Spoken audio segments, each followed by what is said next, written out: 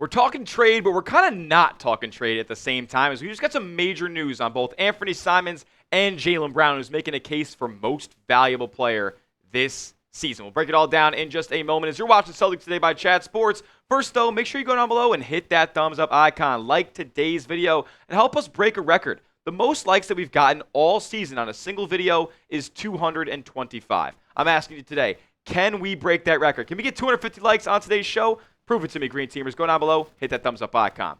All right, let's get into this because Anfernee Simons has long been the rumored trade candidate for your Boston Celtics. He's making $27 million this year in the last year of his contract, and if the C's want to make a big-time move to upgrade their roster, it would have to come in the form of shipping him off for a player near or at his salary number at $27 million. Usually guys who make that much money make a pretty big impact. So Simons is just the unfortunate kind of guy who gets thrown in all these trade rumors and all these ideas early on this season because he's really the one guy who the Celtics can move with a big salary. But I don't know if they're going to do that at this point. He's been playing pretty solid over the last few games. He's contributing to winning. And Brian Robb of Mass Live said that Simons might not be dealt with the way that the Celtics are kind of playing at this point. He said that there are some sizable salaries with Ivica Zubac and Daniel Gafford, names who we've discussed on the channel recently, that would require moving Anfernee Simons along with draft compensation to acquire, but that would require a bigger shakeup to the team's rotation as well as depleting the team's cupboard of draft assets. Given how well Neemias Queta is playing in a starting role, I'm not sure the Celtics are going to go down that road and limit other potential moves. So kind of Brian Robb's verbiage there doesn't signal to me that the Celtics are in love with Anfernee Simons, that they want to view him as a long-term piece. They don't have any intentions of trading him. It seems kind of more like the Celtics want to preserve assets here. They don't really feel comfortable attaching multiple first-round picks to get off of that Anfernee Simons' money. That, I'm not sure, would be the case at this point, given how well he's been playing recently, but it's still out there. Expiring contract, $27 million, a lot to absorb, and all the inclinations that we've heard from the offseason is that they would have to attach first-round draft capital, something that Brad Stevens vehemently has repeated that they do not want to do. However, Anfernee Simons, he's playing really well. Even if the Celtics have him as a trade candidate, he's playing his way out of that kind of standing. He's contributing to winning. And we've known over the past few weeks, he's kind of been the scapegoat of Joe Mazzulla's rotation a little bit. He's struggling to play 20, 25 minutes a night, but recently he's been called upon, very much so. Over the last 3 games, and this is being recorded before Monday night's action where they match up with the Chicago Bulls. Hopefully Simons replicates these types of performances because 3 games ago against the Jazz, he played awesome. 4 for 10 from 3, 20 points on the night, and then followed up with 2 really solid nights as well. 14 points against Sacramento, where he shot 4 of 7, and then the Clipper game, he shot 5 of 8 from the field. All 5 shots being 3-pointers made. I think he's 3rd on the team in 3-pointers made on the season. He's shooting it at like a 40% clip, which is really good as well. He's also leading the Eastern Conference in plus-minus in the month of December. So when he's on the floor, good things are happening for your Boston Celtics. And that's not something we could have said at the beginning of this season, but, man, it's undeniable at this point. He's not only being a part of these lineups that are the best for your Boston Celtics, but he's also elevating teammates, specifically the stars in this roster. Listen to what Maxwell Ogden pointed out from Hardwood Houdini. He said that Boston is currently outscoring opponents by 8 points per 100 possessions when Simons is on the court and 5.1 when he isn't, because the Celtics have just been awesome offensively and net rating-wise this season. But that's a difference, a respectable difference of 2.9 points per 100 possessions. Furthermore, Jaylen Brown's true shooting percentage improves by 7.4%. That's a huge jump. And Derrick White, who averages 8.8 more points per 75 possessions when Simons is playing. So Derrick White is playing a lot better with Anfernee Simons on the floor. Not gonna lie, I didn't anticipate that coming into the season. And Jaylen Brown is playing a whole heck of a lot better with Anfernee Simons on the floor.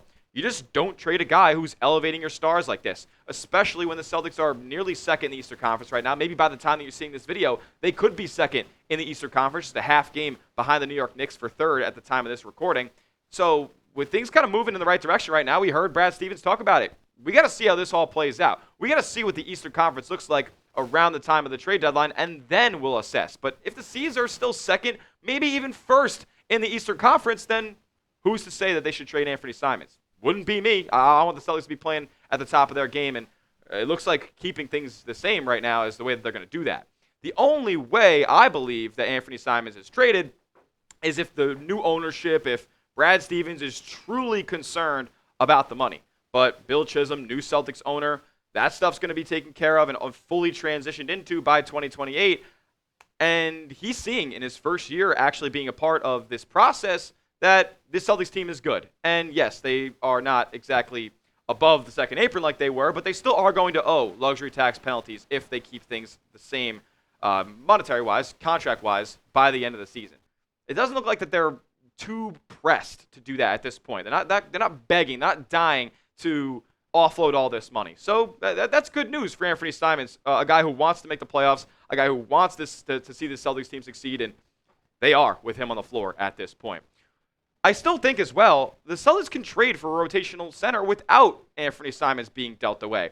You think about Zubats and Gaffer, those are big contract guys, and yes, you would have to deal away Anfernee Simons in all likelihood to get that done. But you could still trade for Day'Ron Sharpe, who makes $6.2 million this season, and next season. You could compile a bunch of low-level minimum contracts on your books. Chris Boucher, Xavier Tillman, other low-level contracts like that on your books to go up and make a Day'Ron Sharpe trade happen. Yeah, you might have to include some first-round picks, but you'll still carry with you Anfernee Simons on the roster, who's scoring in bunches right now and doing it pretty efficiently. With that being said, he's been the talk of trade rumors all season. Should they do it? Should they follow through? Is Anfernee Simons still numbered with his days on this team? Should they trade him away? T for trade, P for pass on should the Celtics trade Anfernee Simons or not. You decide in the comment section right now. All right, so next, we're getting some major news on our guy, Jaylen Brown, as he's seriously making a case as the most valuable player in all of basketball at this point. That around the corner. First, though, I got to tell you guys about our sponsor, as this episode is brought to you by PrizePicks. Whether you're trying out a new routine or making player picks for the first time, trying something new can be hard. But in life and on PrizePicks, it always feels good to be right. With high-pressure playoff matchups every weekend and elite hoops action almost every night, the action never stops, and PrizePicks lets you take control with the best daily fantasy sports app in the game. All you guys got to do is pick a lineup of 2 to 6 players and just pick more or less on their projected stats. Whether it's basketball, football, college sports, doesn't matter. You can mix and match all these different sports in your same lineup and win up to 2,000 times your money on that one lineup. It's insane. PrizePicks separates themselves because of the features that they offer as well, like early payouts, brand new feature. If your player or your lineup gets off to a hot start, you now have the option to cash out those winnings before the game even finishes. It's also becoming a community event as well. With the new social feeds feature on PrizePicks, you can now share your picks with your friends and copy lineups from winners with a single click. Copy lineups you like or use them as inspiration for your own picks. You can either follow PrizePicks partners like us and tailor fade our picks with just one click. And with Wild Card Weekend upon us, I have a lineup for you. I got Matthew Stafford of the LA Rams, more on the passing yards. Puka Nacua, more than rushing and receiving touchdown. Get in the paint, Puka. And then Drake May, more than his passing yards as well against the LA Chargers. You can tail my picks or fade them. Just do it at PrizePicks. Download the PrizePicks app today and use the code CLNS to get $50 in lineups after you play your first $5 lineup. That's code CLNS for new users to get hooked up with $50 in lineups after their first $5 lineup. PrizePicks. It's good to be right. News out of the people out west. The MVP odds. Oh, look at that. Jaylen Brown. 5th highest MVP odds. This is the closest that he's ever been to this award. SGA, obviously, an insanely heavy favorite. I can't believe that they're even doing this. Minus 450 right now to be the MVP. We're a ways away from Game 82. I would not advise to make that investment.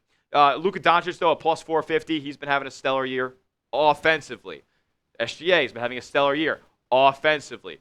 Cade Cunningham, massive jump there at 3 to plus 7,500. Awesome year offensively. Jalen Brunson, awesome year, leading the Knicks. Above the Celtics right now in the standings. Offensively. Jaylen Brown at 5 is the best two-way player on this list. As a matter of fact, Jaylen Brown is the best two-way player in the NBA currently. He's the best wing in the NBA currently. And speaking of Jalen Brunson, it was an absolute sham, and I know it's a meaningless award, that he got Player of the Month in the Eastern Conference over Jaylen Brown, the guy who led the Eastern Conference in scoring that month, the guy who had a better record than the New York Knicks in that month. And he knows it too. He knew it was an absolute sham. He went out and tweeted SMH, shaking my head at the way that this award was given out. And you know what he did? He went out and balled out. He had a 50 ball against the LA Clippers, against the team that had been maybe the hottest in basketball. Jaylen Brown went out there and had an efficient ethical 50-burger. 18 to 26 from the field, 6 of 10 from three-point range, only 5 trips to the line, 8 of 10 from the stripe there, 5 dimes. I think he only had 3 turnovers. This was a masterful performance. He talked about it to reporters after the game. He said in the pregame, the shots were just coming off his hand the right way. His footwork was great. Everything felt right, and he was inspired. He was motivated by the lack of respect that he's gotten from the awards givers at the NBA, from the fans as well, who don't even have him in the top 5 in Eastern Conference All-Star voting. It's unbelievable the disrespect that this guy has gotten this season, but he continues to shut everybody up. As a matter of fact, it wasn't just a dazzling 50 points. It wasn't just a fall-away three-pointers in the corner or just the insane green light this guy had or the dribble moves or the size-ups that he had in the mid-range in that game. No, it was on the defensive end that he cooked as well. Jaylen Brown, on the plane ride back from Sacramento, asked Joe Mazzulla, hey, I need this assignment. I need to guard Kawhi Leonard one-on-one. By the way, Kawhi's coming off a 50-point game of his own. Kawhi's been averaging like 40 points over the last 10 games. He's been on a tear, and the Clippers had been one of the hottest teams in all of basketball. They'd won like 10 in a row. It was unbelievable. And Jaylen Brown shut him up. 35% from the floor for Kawhi Leonard in that game. Unbelievable. I can't believe he put 50 on the board after that. I mean, holding Kawhi to 35% shooting is one thing. Putting 50 in the bucket after is a completely different animal. Nobody else in the league is doing that, by the way. Name one.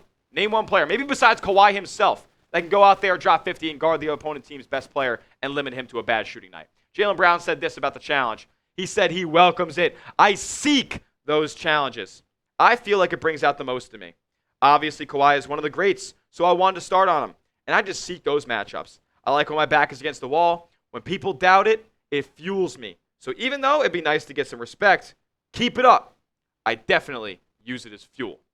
There's nobody that believes in himself more than Jaylen Brown. So much so to where he's talking on stream and he's saying, I'm the best two-way player in the world. You know how easy the jokes would be writing themselves if Jaylen Brown was sucking this season and he was still streaming on Twitch every night? But no, you can't make fun of him because he's better than your favorite. He's whooping your favorite player's ass on a nightly basis. And then he's going out on Twitch and streaming right after. It's generational stuff, to be quite honest with you. He's right, too. He is the best two-way wing in the league. He just is.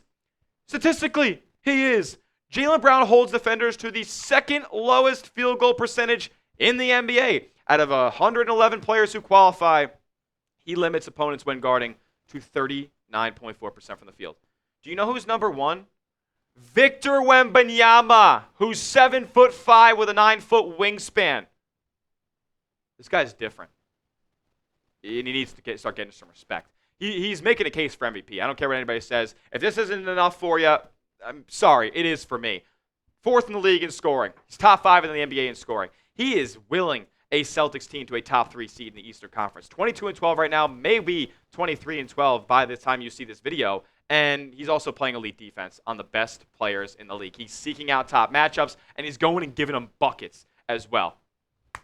Name me a player that if you took him off the roster right now would have a worse record. Besides Nikola Jokic, who's not going to qualify for MVP in all likelihood. Name me a guy where if you plucked him off the roster and put everybody else out there, how different would things be? I think the most would be the case with Jaylen Brown this year. With that being said, should he be in MVP talks? Comment down below. Simple question. Y for yes, N for no. Should Jaylen Brown be in the most valuable player conversation? Let me know in the comment section what you guys think, because that will do it for today's show. Make sure you give me a follow over on Twitter, X, whatever you want to call it, at Tyler J. Smith. 2 H's because the name's common, but I am not. And make sure you are subscribed to the channel as well. YouTube.com/CelticsTV for the latest and greatest on your C's all season long. See you guys next time. And as always, let's go C's.